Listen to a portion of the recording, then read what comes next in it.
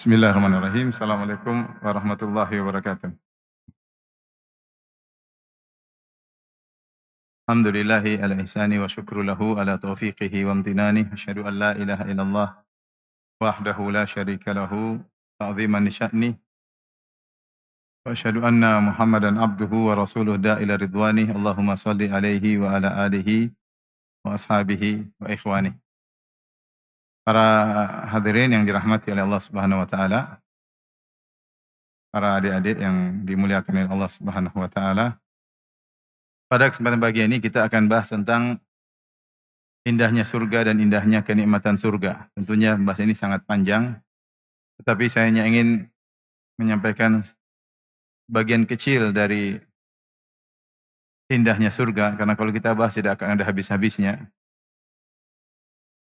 Maka kita sampaikan isyarat tentang sebagian keindahannya, kemudian yang lebih penting daripada itu adalah bagaimana persiapan untuk bisa meraihnya. Baik, saya sebutkan beberapa sifat-sifat kenikmatan surga atau kaedah-kaedah yang terkait dengan kenikmatan surga. Yang pertama bahwasanya nikmat surga itu eh, di antaranya tidak pernah dilihat oleh mata, tidak pernah didengar oleh telinga dan tidak pernah terbetik dalam benak seseorang. Dalam hadis yang sahih Allah Subhanahu wa taala berfirman, hadis qudsi, "A'dadtu li ibadiyas shalihin ma la ainun ra'at wa la udhunun sami'at wa la khatara ala qalbi bashar." Aku siapkan bagi hamba-hambaku yang salihin, itu lelaki saleh maupun wanita salehah, kenikmatan-kenikmatan surga ma la ainun ra'at, yang mata mereka tidak pernah melihatnya. Wala udhunun sami'at, dan tidak ada telinga yang pernah mendengarnya. Wala khatara ala qalbi bashar, bahkan tidak pernah terbetik dalam benak mereka. Ini menunjukkan bahwasanya nikmat surga sangat luar biasa, di luar daripada nalar kita, di luar daripada khayalan kita. Eee, Kenapa bisa demikian? Karena daya khayal otak terbatas, akal kita terbatas. Akal kita ini menghayal, dibangun di atas analogi, menganalogikan, mengkiaskan, dan analogi tersebut dibangun di atas data yang ada dalam benak kita. Sementara data kita yang ada dalam benak kita diperoleh dengan apa yang kita lihat, apa yang kita dengar, ya, itu. Ya, apa yang kita rasakan. Dengan apa yang pernah kita lihat, apa yang kita dengar, apa yang kita rasakan, kita mengelola data tersebut, kemudian kita menganalogikan. Ketika nikmat surga, datanya tidak ada di dunia ini, kita tidak bisa menghayalkannya. Otak kita terbatas. Otak kita terbatas. Kenapa? Karena datanya tidak ada. Ibarat misalnya kita punya alat scan, kemudian kita scan sesuatu tidak terscan. Kenapa tidak terscan? Karena datanya nggak ada, jadi nggak bisa terbaca. Nggak bisa terbaca. Ya. Ibaratnya, kenapa kita sekarang tidak bisa melihat jin? Karena Allah tidak pasang file atau taraf di mata kita untuk melihat jin. Kita nggak bisa lihat. Sehingga kalau ada jin lewat, kita nggak bisa lihat. Kecuali jin tomang yang mungkin. Jin dan jun ya. Jin kita nggak bisa, kenapa nggak bisa lihat? Karena nggak ada filenya, nggak ada tarafnya, nggak ada kabelnya, nggak bisa. Tapi sementara malaikat, ayam mungkin bisa lihat, anjing mungkin bisa lihat. Kenapa Allah pasang data di situ? Sehingga bisa lihat. Ini sederhana, maksud saya, kenapa kita tidak bisa menghayal? Karena kemampuan akal kita terbatas. Sehingga kita tidak bisa menghayalkan bagaimana nikmat surga. Makanya Ibnu Abbas berkata, menekankan hal ini, beliau berkata, ya, "Ma min syai'in fil jannah mimma fid dunya ilal asma." Tidak ada suatu pun yang di surga dibandingkan dengan dunia hanya sekedar nama, kecuali yang sekedar apa? Sekedar nama. Namanya boleh sama, tetapi hakikatnya berbeda. Rasulullah SAW menjelaskan tentang sebagian nikmat surga. Allah Subhanahu wa taala juga menjelaskan tentang sebagian nikmat surga. Namun pasti khayalan kita salah, pasti khayalan kita salah. Kenapa akal kita tidak bisa menghayalkannya? Seperti misalnya saya sering sampaikan Rasulullah SAW bersabda tentang bidadari misalnya, kata Rasulullah SAW, yura mukhu saqaiha mi wara'il lahmi minal husni. Bahwasanya bidadari itu saking cantiknya terlihat sumsumnya di balik dagingnya karena saking cantiknya. Nah, kalau kita mulai mencoba menghayalkan hal ini, pasti kita salah menghayal. Ada perempuan cantik, saking beningnya kelihatan sumsum dalam tulangnya. Kira-kira indah atau tidak? Kita hayal setan ini, setan genderuwo, nyibrorong, ya, mak lampir. Ya. Gimana kelihatan apa? Dagingnya. Kita berusaha menghayal nggak akan sampai. Otak kita nggak, datanya nggak ada. Gimana menghayal? Nggak bisa. Ini maksud saya sederhana, kita sulit menghayalkan, pasti salah menghayalkan. Qawarir min fiddatin qaddaruha taqdira. Misalnya dalam Al-Quran Allah mengatakan qawarir itu kaca. Kaca atau botol. Disebut qarurah karena dia membuat air tenang dalam tempatnya. Itu botol atau kaca, tempat taruh air. Misalnya tempat minuman. Kaca min fiddah, dari perak. Perak tidak bening. Perak putih tidak bening. Kalau kaca bening tidak perak. Tapi Allah gabungkan keduanya. Qawarir min fiddah. Ada kaca tapi dari perak, repot, nggak bisa. Gimana menggabungkan antara kaca dengan perak? Ini menunjukkan bahwasanya kemampuan akal kita terbatas. Saya kasih gambaran di dunia ini. Kalau kita mundur misalnya 200 tahun yang lalu, kita balik ke masa lalu, ya, kita ketemu nenek moyang kita, terus kita cerita. Nenek moyang kita dulu sederhana, 200 tahun lalu, 300 tahun lalu sangat sederhana. Kita bilang, ada besi, ada logam bisa terbang, bawa orang dari, misalnya kita bicara pesawat, dia pasti, kamu menghayal. Dia nggak bisa masuk. Bisa ada logam terbang, bawa manusia di udara. Makanya ketika Nabi SAW menceritakan beliau pergi dari Masjidil Aqsa ke Masjidil Haram, dan balik pulang dari satu malam, orang-orang Quraisy mendustakan. Bahkan sebagian orang sampai murtad ketika itu karena tidak masuk akal. Kenapa? Karena tidak ada database dalam otak mereka ada seperti itu, nggak bisa. Mereka nggak masuk. Kok bisa? Kok bisa? Nggak masuk. Nggak masuk akal. Ya. Nah, ternyata 1000 tahun kemudian sudah banyak keindahannya. Sudah banyak keindahan. Kita bandingkan nikmat dunia 1000 tahun yang lalu dengan nikmat dunia sekarang sudah jauh berbeda. Saya pernah dulu ceramah waktu saya ke Paris, kemudian saya berdiri di depan istana Raja Louis sekian, Raja Perancis.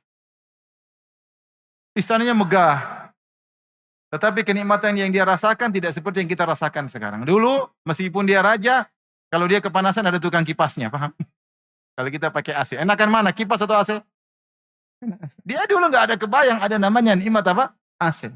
Mau suruh dia menghayal nggak bisa karena otak dia tidak sampai ketika itu.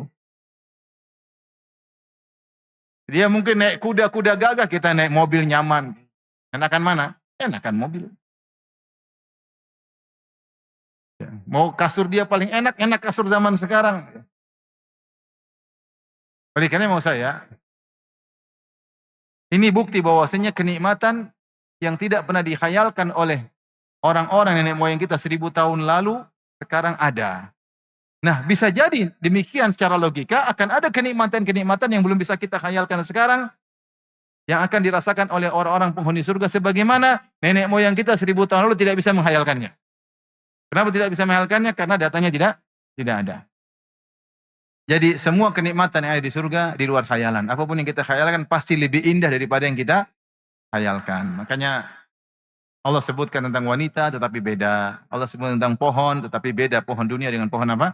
Akhirat. Seperti kata Rasulullah SAW, ya, ma min syajaratin fil jannah illa wasaquha min zahab. Tidak ada pohon di surga kecuali batangnya dari emas. Kita khayalkan, kita punya hayalan, tapi emasnya seperti apa itu kita tidak tahu. Terus bagaimananya kita nggak tahu. Ya. Tapi intinya berbeda. Kalau Allah berfirman tentang surga, datang dalam sebagian riwayat, tentang sungai, kata dalam sebagian riwayat, anharun tajri min ghairi ukhdud, yaitu sungai mengalir tanpa ada lubangnya, mengalir di atas. Bagaimana susah juga kita menghayalkannya. Intinya, kenikmatan yang Allah siapkan luar biasa, di luar dari hayalan kita. Sangat indah, sangat istimewa. Ini kaidah pertama tentang nikmat surga. Baik, kaidah yang kedua tentang nikmat surga. Nikmat surga diraih tanpa penungguan, tidak ada penungguan. Tiba-tiba langsung ada tanpa harus menunggu. Tanpa harus menunggu. Berbeda dengan di dunia segala sesuatu perlu nunggu. Mau makan, nunggu ya. Tadi saya mau makan aja nunggu dulu, disiapin apa sih, nunggu. Mau apa aja nunggu. Mau ini nunggu, mau minum aja pakai nunggu dispenser kita pencet dulu ya. Semuanya ada jeda, ada waktu. Di surga kita mau apa saja langsung saat itu, tidak menunggu-nunggu. Dalam hadis yang sahih, Rasulullah berkata, "Inna rajulan min ahlil jannah ista'dzana rabbahu fi zara'." Ada seorang penghuni surga, seorang lelaki di surga minta izin kepada Allah ingin bercocok tanam. Dia ingin bercocok tanam, maka Allah bertanya, "Alasta fi ma syi'ta?" Bukankah kau minta apa saja dikabulkan? Ngapain minta bercocok tanam? Kan masih banyak mau ngapain minta bertani? Dia mengatakan, "Bala, walakinni uhibbu an azra." Saya tahu saya minta apa saja dikasih. Tapi saya lagi pingin apa? Bercocok tanam. Kata Rasulullah, silakan. Kata Allah, silakan. Fabadara. Ya. Fabadara tarfahu nabatuhu wastiwa'uhu wastihsaduhu. Fakana ka'amsalil jibal. Maka Allah izinkan dia untuk bercocok tanam. Ketika dia bercocok tanam, sebelum dia mengedipkan mata, langsung tumbuh, langsung besar, langsung panen. Tidak nunggu lama-lama. Jadi di surga nggak ada nunggu. Di surga tidak ada nunggu. Yang ada nunggu cuma di mana? Di dunia. Karena nunggu itu tidak mengenakan. Termasuk orang yang tidak suka menunggu, saya tidak suka menunggu. Dan saya juga tidak senang ditunggu-tunggu orang. Ya. Oleh karenanya, di surga kepingin langsung ada. Dunia harus nunggu-nunggu. Contoh lagi, kata Rasulullah SAW, "Idza ashtaha ahlul jannah al-walad." Kalau ada penghuni surga ingin punya anak, maka Allah kasih anak. Fakana hamluhu ya, wa wad'uhu wa sinnuhu fi sa'atin wahidah. Maka kalau dia punya anak, hamilnya, kemudian melahirkannya, dan sinnuhu, ada yang sinnuhu maksudnya umur yang dia suka, anak itu umur berapa? Mau umur 8 tahun, 10 tahun, 20 tahun. Semua dalam waktu sekejap. Bagaimana? Urusan Allah Subhanahu wa ta'ala. Tapi ada proses itu ada. Tapi berat langsung jadi. Karena di surga tidak ada namanya menunggu. Kita di dunia semua kenikmatan nunggu. Mau tidur aja kadang harus nunggu baru bisa tidur. Mau makan nunggu. Mau apa lagi? Restoran punya duit juga harus apa? Nunggu. Naik pesawat juga apa? Nunggu. Semua nunggu. Barang keluar nunggu. Apalagi mau kawin nunggunya lama. Kumpulin mahar, apa segala, ngelamar, ditunggu, diterima atau tidak. Semua kenikmatan dunia nunggu. Di surga nggak ada nunggu-nunggu. Pengen sesuatu, cepat langsung. Kaidah berikutnya tentang kenikmatan surga. Semua yang diinginkan, maka dikabulkan. Kata Allah Subhanahu wa ta'ala, "Walakum fiha ma tashtahi anfusukum walakum fiha ma tad'un nuzulan min ghafurir rahim." Nuzulan min ghafurir rahim. Kata Allah Subhanahu wa ta'ala, bagi kalian di surga, ma tashtahi anfusukum, apa yang dihasratkan oleh diri kalian, walakum fiha ma tad'un, dan apa yang kalian dakwahkan. Jadi jika ingin sesuatu Allah kabulkan. Ingin sesuatu Allah kabulkan. Bahkan apa yang kalian tad'un. Di antara makna tad'un disebutkan oleh As-Sam'ani dalam tafsirnya, tad'un yaitu minad da'wa, itu apa yang kalian aku-akui. Kullu madda'aita annahu laka fahuwa lak. Di surga apa saja yang kita aku-akui punya, ini punya saya, maka langsung Allah kabulkan. Kita di dunia sering ngaku-ngaku kan? saya punya ini, padahal nggak punya. Saya punya sawah ternyata nggak punya. Saya punya rumah ternyata ngontrak. Misalnya banyak orang suka ngaku, ingin diakui sehingga banyak ngaku-ngaku, tapi sering pengakuan mereka tidak ada buktinya. Di surga kamu ngaku punya apa aja benar. Kepingin apa saja jadi. Ngaku apa saja Allah berikan. Bahkan disebutkan dalam buku tafsir, jika seorang penghuni surga melihat ada burung terbang di surga, tiba-tiba dia ingin makan burung itu. Maka burung itu langsung tiba-tiba berubah jadi makanan. Dia ingin burung goreng, tiba-tiba sudah tergoreng. Ketika dia sedang makan, tiba-tiba dia ingin burung kebakar, berubah langsung makanan jadi burung apa? Bakar. Tiba-tiba dia lagi makan jadi sate, burung jadi apa? Sate. Semua yang dia ingin terjadi. Semua yang dia ingin terjadi. Semuanya mungkin. Allah tinggal bilang apa? Kun, fayakun. Semua. Di dunia ini Allah sudah berikan hal-hal yang di luar nalar kita, seperti tongkat Nabi Musa jadi ular sekejap. Itu masih di dunia. Allah mudah terjadi. Kayu jadi daging. Kan susah. Dari daging jadi kayu kembali. Coba. Gimana proses kimianya? Nggak tahu. Tinggal kun fayakun. Maka di alam akhirat punya aturan tersendiri. Jika seorang ingin sesuatu, maka langsung berubah dalam sekejap.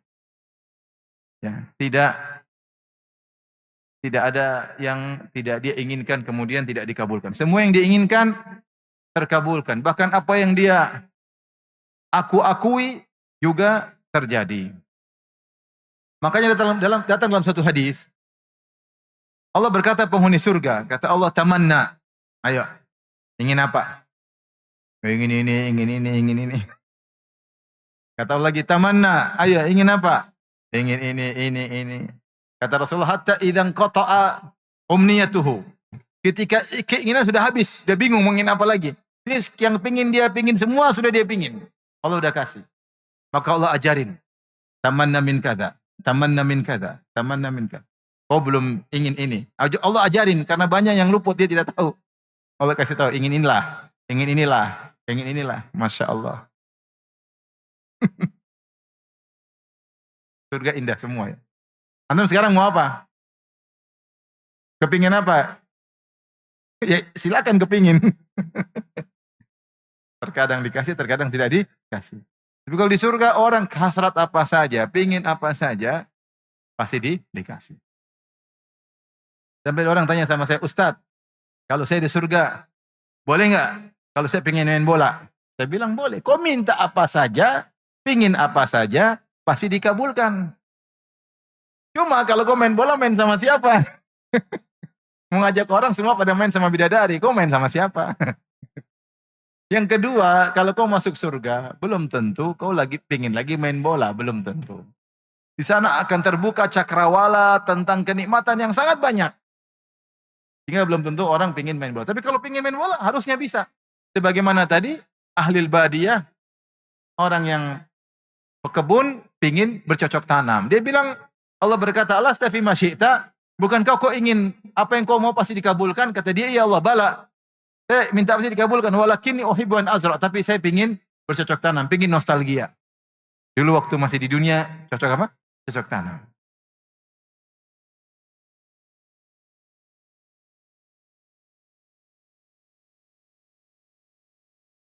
Makanya kalau di surga nanti tiba-tiba ada seorang pingin makan untup, ya dari Banjarmasin berarti. Makanan banyak, pingin makan apa? Untup. Kalau dia pingin makan gudeg, berarti di mana? Oh, Jogja ini. Makanya ketika Nabi ngomong begitu, bahwasanya ada orang yang minta bercocok tanam, maka ada orang Badui komentar. Dia mengatakan, Rasulullah, menurut saya itu orang yang di surga itu yang minta ingin bercocok tanam, pasti Quraisyan atau Ansariyan. Fa innahum ahlaz zara'. Itu pasti orang Quraisy atau orang Ansari dari Ansar karena mereka yang suka bercocok tanam. Adapun kami enggak. Kami mungkin penggembala kambingnya. Maka Rasulullah SAW pun tertawa. Jadi mungkin nanti antum di sana ingin makan apa? Jadi maksud saya semua yang diinginkan pasti dikabulkan. Pasti dikabulkan. Bahkan Allah ajarin, berangan-anganlah ini, berangan-anganlah ini, berangan-anganlah ini. Allah ajarin. Ini kaidah yang keberapa? 3. Kaidah yang keempat, semua kenikmatan surga sempurna, sempurna dan menakjubkan. Sempurna dan menakjubkan. Makanya dalam ayat Allah Subhanahu wa taala berfirman, "Inna ashabal jannatil yauma fi syughulin fakihun. Hum azwajuhum fi dhilalin 'alal ara'iki muttaqi'un." Dalam surat Yasin. Kata Allah Subhanahu wa taala, sungguhnya penghuni surga pada hari tersebut 'alal ara'iki ini ashabal jannatil yauma fi syughulin fakihun. Dalam kesibukan fakihun. Fakihun itu bersenang-senang. Kebanyakan ahli tafsir menafsirkan yaitu fakihun, yaitu bersenang-senang dalam kenikmatan, dalam kesibukan kenikmatan. Baik. Sebagian ulama menafsirkan fakihun maksudnya adalah mu'jabun atau muta'ajjibun. Mereka selalu takjub dengan kenikmatan yang mereka rasakan. Tidak ada kenikmatan yang diberikan yang biasa-biasa saja, enggak ada. Kita di dunia ini ada kesenangan biasa-biasa, ada yang menakjubkan, ya enggak? Ada yang biasa-biasa yang menakjubkan. Ada makan kita bilang enak, ada Masya Allah, nikmat sekali nih makanan. Ya. Saya ada restoran di Madinah itu, kalau saya makan saya bilang ini enak sekali. Ini enaknya tidak normal, enak sekali. Ini salah satu dari keajaiban dunia saya bilang. Urusan makanan, enak sekali. Artinya ada makanan yang enak, ada yang enak sekali. Kalau di surga nggak ada enak, semuanya enak sekali, semua menakjubkan. Karena Allah mengatakan fakihun, di antara tafsir sebagian ulama, fakihun maksudnya mu'jabun muta'ajibun. Seperti firman Allah Subhanahu wa taala dalam surat Al-Waqiah, "Afara'aitum ma tahrusun, a antum tazra'unahu am nahnu az-zari'un? Law nasha'u laja'alnahu hutaman fadhaltum tafakkahun.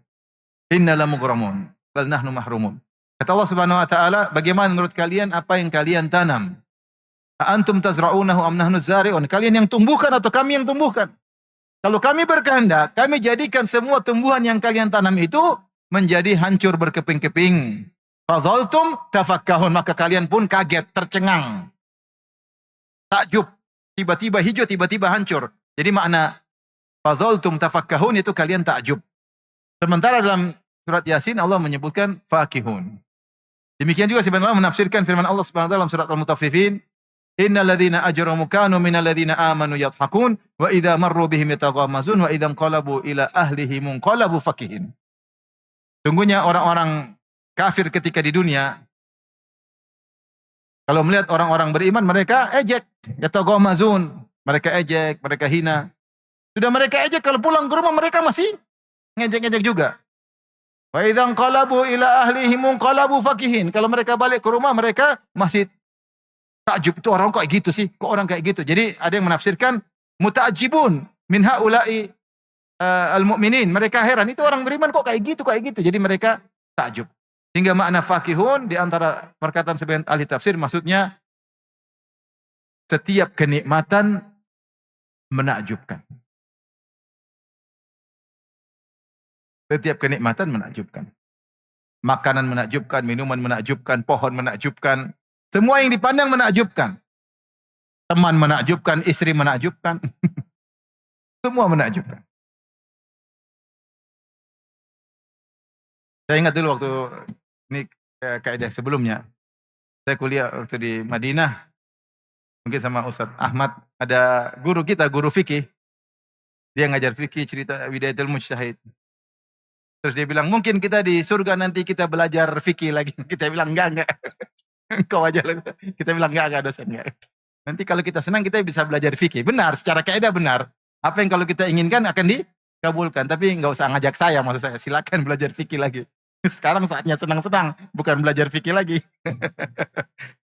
Tapi maksud saya segala kenikmatan di surga itu semuanya menakjubkan.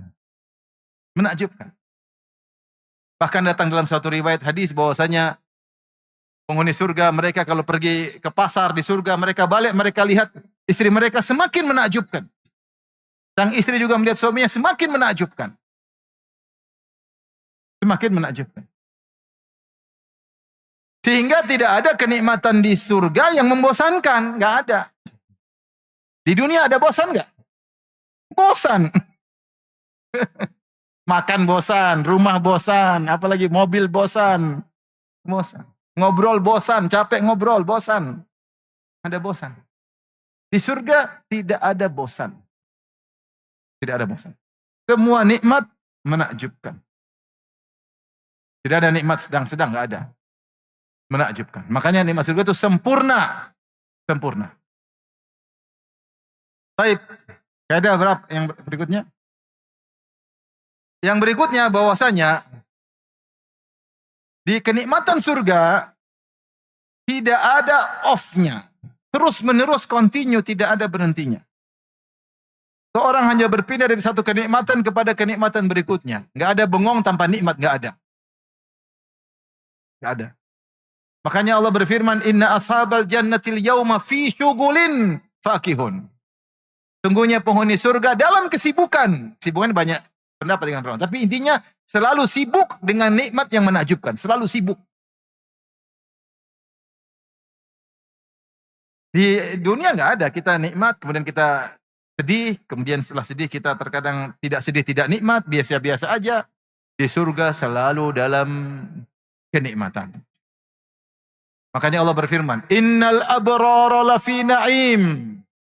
Alal araiki yanzurun. Sungguhnya orang-orang yang baik lafi na'im, tenggelam dalam kenikmatan. Tenggelam dalam kenikmatan. Kenikmatan meliputi mereka dari segala sisi. Alal araiki yanzurun. Mereka berada di atas dipan-dipan sambil melihat. Ta'rifu fi wujum nadratan na'im. Kau melihat pada wajah mereka ada tampak kebahagiaan. Allah tidak sebutkan apa yang mereka lihat. Allah hafuz maf'ul bih. Dan dalam kaidah tafsir, kalau ada maf'ul bih dihapus, objek dihapus, maka memberikan faedah keumuman. Hingga alal araiki yanzur, maksudnya semua yang mereka lihat di surga membuat mereka bahagia. Tidak ada satu penglihatan pun yang mereka lihat kecuali membuat apa? Bahagia. Lihat ke atas, lihat ke bawah, lihat ke kanan dan samping. Semuanya menyenangkan. Mereka tidak pernah off dari kenikmatan. Fi syugul, dalam kesibukan. Sibuk apa? Sibuk nikmat.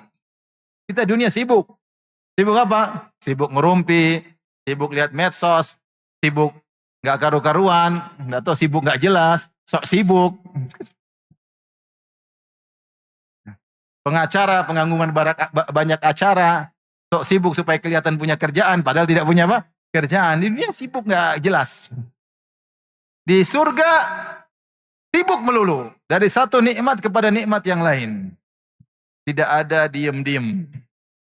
Makanya penghuni surga tidak boleh tidur. Ketika ditanya Rasulullah SAW, ayanamu ahlul jannah, apakah penghuni surga tidur? Kata Nabi SAW, an-naumu akhul maut. Tidur itu saudaranya kematian. Kenapa kalau orang tidur berarti off? Lagi tidak nikmat. Lagi main sama bidadari, tahu-tahu lemas. Afan, ukhti ana tidur dulu. Gak bisa. Nggak boleh tidur di surga, nggak boleh. Lagi main, ayo. Nggak ada tidur-tiduran di sana. Tidur tuh berarti, berarti apa? Berarti lagi off. Di surga nggak ada off dari kenikmatan. Nikmat melulu. Bahagia melulu. Tenang melulu. Gembira melulu. Kelanjutan dari ini kaedahnya, bahwasanya di surga kita atau manusia, kita semua masuk surga. Semua kita semua masuk surga. Penghuni surga diberi kekuatan luar biasa untuk menikmati kenikmatan tersebut. Sempurna dalam menikmati kenikmatan tersebut. Di dunia, kalau kita lagi lemas, kita nggak bisa menikmati. Tapi ada mobil mewah, tapi lagi sakit, kita nggak enak naik mobil. Ada makanan enak, tapi kalau lagi lagi hati lagi nggak senang, kita nggak bisa makan dengan nyaman. Punya istri cantik, tapi kalau kita lagi pusing, kita lihatnya jadi nggak cantik. Apalagi memang nggak cantik. Jadi Allah bikin fisik penghuni surga sempurna untuk sempurna menikmati kenikmatan tersebut. Makanya mereka dijadikan fisiknya 33 tahun. Di puncak-puncak kuat-kuatnya masa muda. Sebagaimana menafsirkan hatta idza balagha ashuddahu wa balagha arba'ina sana. Tatkala mencapai balagha asyudda, yaitu masa muda yang paling top, yaitu umur berapa? 33 tahun. Kemudian jalan sempurna sampai 40 tahun. Jadi umur penghuni surga berapa? 33 tahun. Enggak ada orang tua di surga, enggak ada. Enggak ada orang tua di surga. Makanya ketika seorang wanita datang kepada Nabi Ajuz, ya, maka dia minta doakan agar masuk surga, maka Rasulullah kabarkan, ya, innal jannah la yadkhuluha ajuz, ya. Sungguhnya surga tidak akan dimasuki wanita tua. Maka wanita ini pun sedih. Dia pikir orang tua tidak bisa masuk surga. Padahal maksud Nabi, kalau orang tua masuk surga akan dimudahkan kembali. Jadi 33 tahun. Banyak antum yang udah tua-tua, kita udah tua-tua, ya. Kalau Allah izinkan kita masuk surga, umur jadi berapa? 33 tahun. Kenapa? Itulah fisik yang kuat untuk menikmati kenikmatan surga. Lagi energik-energiknya, lagi kuat-kuatnya, lagi hebat-hebatnya. Adapun manusia dari lemah menjadi kuat, kemudian lemah lagi. Baik. Oleh karenanya, penghuni surga tidak mengalami letih dan capek. Alladzi ahallana daral muqamati min fadlihi. La yamassuna fiha nasabun wa la yamassuna fiha lugub. Dalam surat Fatir. Kata Allah Subhanahu wa taala, penghuni surga memuji Allah Subhanahu wa taala dengan mengatakan, segala puji bagi Allah yang telah menempatkan kami pada darul muqamah, yaitu surga yang abadi, tempat tinggal yang sesungguhnya. Min fadlihi, karena karunia Allah. La yamassuna fiha nasabun wa la yamassuna fiha lugub. Yang dalam surga tidak mengalami nasab dan juga tidak lugub. Nasab itu adalah keletihan ketika beraktivitas, dan lugub adalah keletihan setelah beraktivitas. Manusia kalau lagi bekerja, lama-lama dia capek, sedang beraktivitas dia capek. Terkadang dia kerja dia tidak capek, tapi pulang ke rumah pegal-pegal. Capeknya rasa setelah apa? Beraktivitas. Di surga nggak ada capek ketika beraktivitas. Setelah beraktivitas juga nggak ada capeknya. Makanya mereka nggak tidur, karena tidur adalah buah dari keletihan. Tidur adalah buah dari keletihan. Sehingga mereka selalu sempurna dalam menikmati kenikmatan-kenikmatan tersebut. Lugub adalah keletihan setelah beraktivitas. Makanya Allah berfirman, "Walaqad khalaqanas samawati wal arda wa ma bainahuma fi sittati ayyamin wa ma massana min lugub." Sungguh kami telah menciptakan langit dan bumi dan apa di antara keduanya dalam waktu 6 hari. Wa ma massana min lugub, dan kami tidak ditimpa keletihan setelah mencipta, enggak ada. Beda dengan orang-orang Nasara, mereka mengatakan dalam kitab Perjanjian Lama, setelah Allah menciptakan langit dan bumi dan apa di antara dalam 6 hari, kemudian fastaroha, Allah pun istirahat. Istirahat capek. Allah bilang, wa ma massana min lugub, kami tidak ada letih ketika menciptakan langit dan bumi, tidak letih. Setelah menciptakan langit dan bumi juga tidak letih.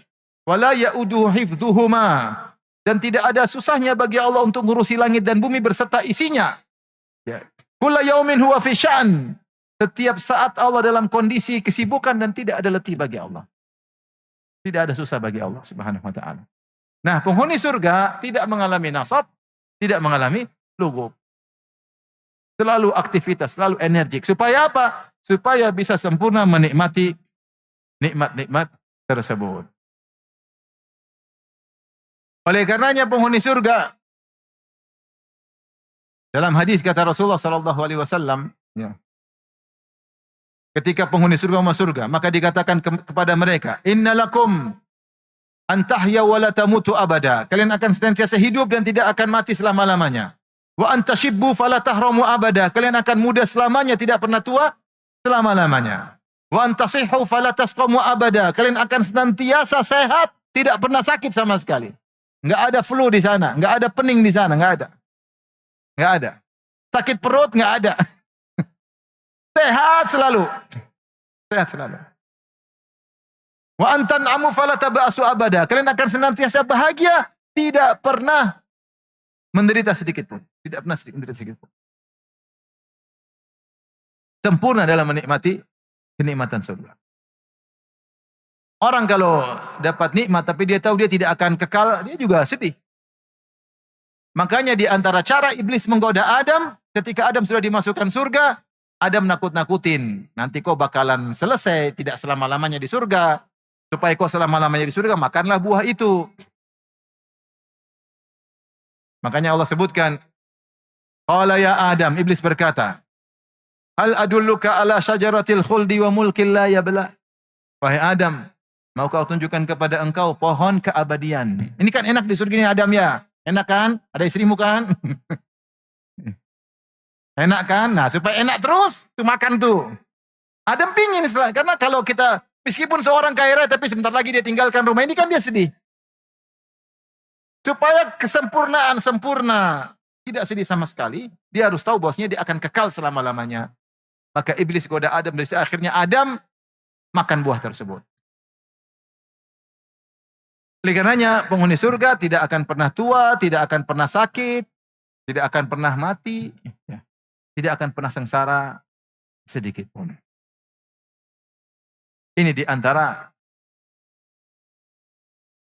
bagaimana Allah menyempurnakan fisik mereka. Baik. Ini kaidah yang berapa tadi? 6 ya.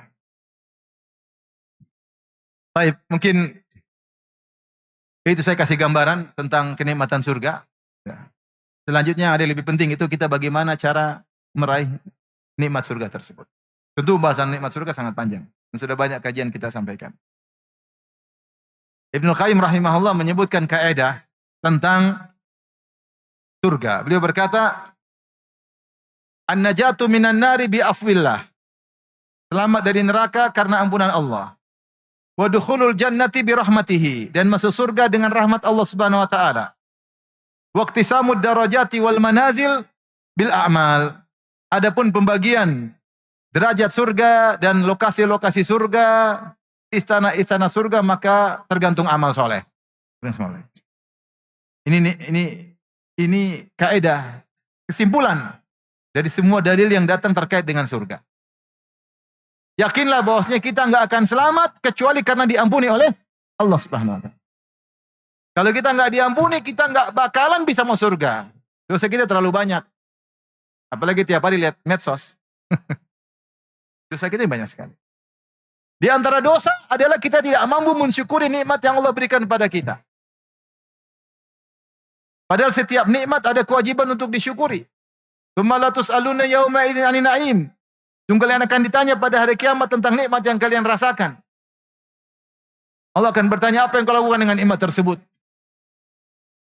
Dalam hadis Allah menghadirkan orang yang mati syahid, fa'arafahu ni'amahu fa'arafaha. Allah ingatkan dia tentang nikmat-nikmat yang Allah berikan kepada dia. Mungkin jago main pedang, berani. Atau Allah bertanya, wa ma amilta fiha, apa yang kau lakukan? Dan setiap nikmat ada tanggung jawabnya. Makanya Nabi mengatakan, ala kulli sulama minan nasi sadaqah. Setiap sendi-sendi wajib untuk disedekahkan. Kenapa? Sendi itu nikmat. Nikmat. Coba kalau sudah kena encok, kena asam urat, sakit pinggang, wah nggak enak sama sekali. Apalagi kena saraf kejepit, waliyadzubillah, derita, sakit. Ketika nyaman itu harus disyukuri. Harus disyukuri. Setiap nikmat wajib untuk disyukuri. Makanya Allah mengatakan, wa atakum min kulli ma sa'altum wa in ta'uddu ni'matallahi la tuhsuha. Allah berikan kepada kalian semua hal yang kalian minta. Kalau kalian hitung-hitung, kalian tidak mampu menghitung nikmat Allah. Innal insana la zalumun kafar. Manusia sedikit zalim. Tidak tahu berterima kasih. Kafar, suka ingkar dengan nikmat Allah Subhanahu wa taala, suka lupa dengan nikmat Allah Subhanahu wa taala. Maksud saya ingin menyampaikan ingatkan saya diri saya pribadi. Bahwasanya terlalu banyak nikmat tidak bisa kita syukur. Itu sendiri dosa. Makanya kalau kita keluar toilet, kita bilang gufranaka. Ya Allah ampunanmu. Kata para ulama, kenapa kita minta ampunan? Karena nikmat bisa mengeluarkan kotoran dari perut, itu nikmat luar biasa. Seandainya kotoran tersebut tidak keluar, kita akan menderita. Ini diantara sekian nikmat yang tidak bisa kita syukuri, kita bilang ampunanmu ya Allah. Di antaranya doa kalau kita naik kendaraan, kita baca, Subhanalladzi sakhkhara lana hadza wa ma kunna lahu muqrinin wa inna ila rabbina lamunqalibun. Alhamdulillah, alhamdulillah, Allahu akbar, Allahu akbar, Allahu akbar. Subhanaka inni zalamtu nafsi faghfirli fa innahu la yaghfiru dzunuba illa anta. Naik kendaraan kita beristighfar. Setelah kita menyebutkan tentang nikmat, subhanalladzi sakhkhara lana hadza. Segala puji bagi Allah yang telah menundukkan kendaraan kita ini, apa tunggangan, apakah mobil, apakah apa saja. Wa ma kunna lahu mukrinin, yang kita tidak bisa menundukkannya kalau bukan Allah yang menundukkan. Pada zaman dulu onta. Onta itu besar hewannya. Kalau dia ngamuk tendang orang bisa mati. Tapi bagaimana onta bisa ditundukkan? Diangkat barang dia tidak marah-marah, dia tidak pernah bilang, capek, tidak pernah gitu. Ditarik dia ikut, anak kecil yang kecil bisa narik onta dan ontanya nurut. Siapa yang menundukkan onta itu? Wa dzallalnaha lahum. Kami tundukkan dia untuk mereka. Maksudnya itu nikmat. Makanya ketika kita naik kendaraan kita istighfar. Maksud saya ikhwan, kata Ibnu Qayyim tadi, an-najatu minan nar bi afillah. Kita ini selamat dari neraka. Kalau selamat ya, semoga kita diselamatkan oleh Allah Subhanahu wa taala, adalah karena ampunan Allah Subhanahu wa taala. Makanya penghuni surga ketika masuk surga mereka berkata apa? Wa qalu alhamdulillahilladzi adhhaba 'annal hazan. Inna rabbana laghafurun syakur. Mereka mengatakan segala puji bagi Allah yang telah menghilangkan segala kesedihan dari kami. Ketika menginjak surga, langsung hilang segala kesedihan. Kemudian mereka berkata, Inna Rabbana laghafur. Sungguhnya Rabb kami maha pengampun. Karena mereka sadar mereka bisa masuk surga. Selamat dari neraka karena apa? Ampunan Allah. Laghafurun syakur. Yang kedua, kaidah kedua. Bahwasanya masuk surga itu karena rahmat Allah Subhanahu wa taala.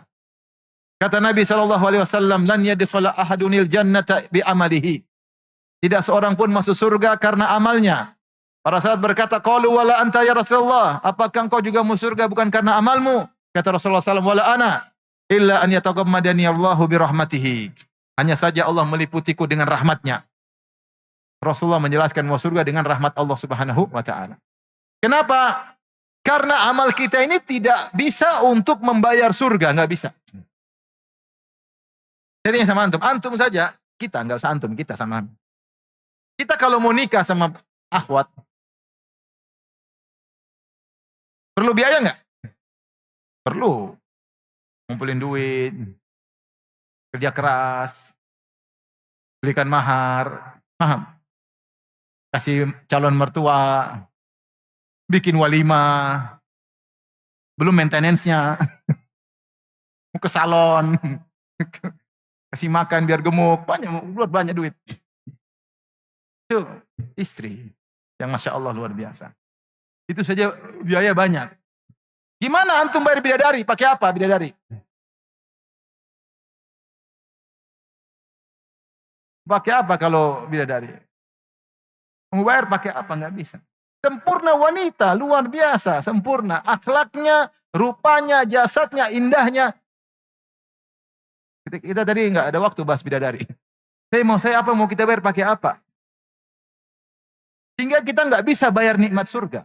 Antum aja mau beli rumah, bikin rumah mewah. Kerja mampus-mampus nggak bisa bangun rumah. Rumah paling kecil. Beli rumah misalnya tanahnya mau bikin rumah mewah. Tanahnya 20 M, rumahnya 30 M. Sampai mati nggak bisa bikin rumah. Bagaimana disuruh dapat kenikmatan luar biasa. Oleh karenanya amalmu itu tidak bisa untuk bayar apa? Surga. Allah mengatakan, Nabi mengatakan, raka'atul fajri khair minad dunya wa fiha. 2 rakaat sebelum subuh lebih baik daripada dunia dan 2 rakaat sebelum subuh Anda kerjakan 3 menit, pahalanya lebih baik daripada dunia dan seisinya. Jelas bahwasanya amal kita ini enggak ada nilainya mau dibandingkan dengan kenikmatan surga. Oleh karenanya masuk surga dengan rahmat Allah. Makanya tadi penghuni surga berkata, Inna Rabbana laghafurun syakur. Rabb kami sangat maha pengampun dan syakur. Syakur itu membalas lebih-lebih daripada apa yang kita lakukan. Syakur, maha berterima kasih. Sedikit saja kita lakukan, dia balas dengan balasan yang sangat terlalu banyak. Bagaimana amal kita cuma sedikit, terbatas, kita beramal taruhlah sejak muda sampai mati soleh terus. Umur 15 tahun jadi orang soleh, kemudian kita meninggal umur 60 tahun. 15 sampai 60 tahun berapa tahun itu? 45 tahun. 45 tahun kita orang soleh.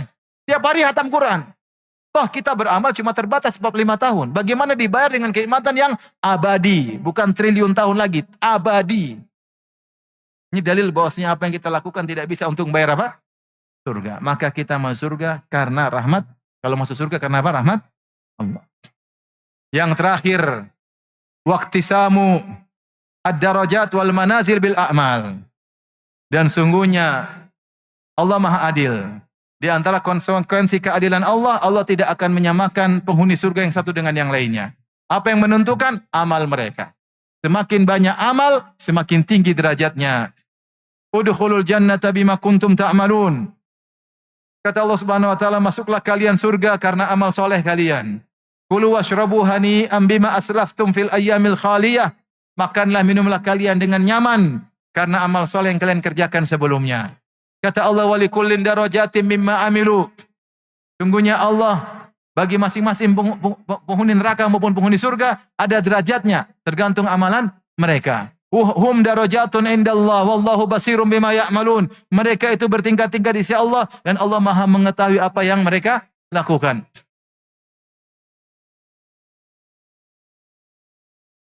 Walikullin darajatum mimma amilu wa ma rabbuka bighafilin amma ya'malun. Masing-masing derajatnya sesuai dengan amal dan Allah tidak pernah lalai dari apa yang mereka kerjakan. Nah, ini yang mau kita bahas sebenarnya. Bahwasanya kita dalam hidup ini bersaing untuk menjadi surga setinggi-tingginya. Pastikan setiap amal soleh sedikit pun punya pengaruh dalam derajat surga kita.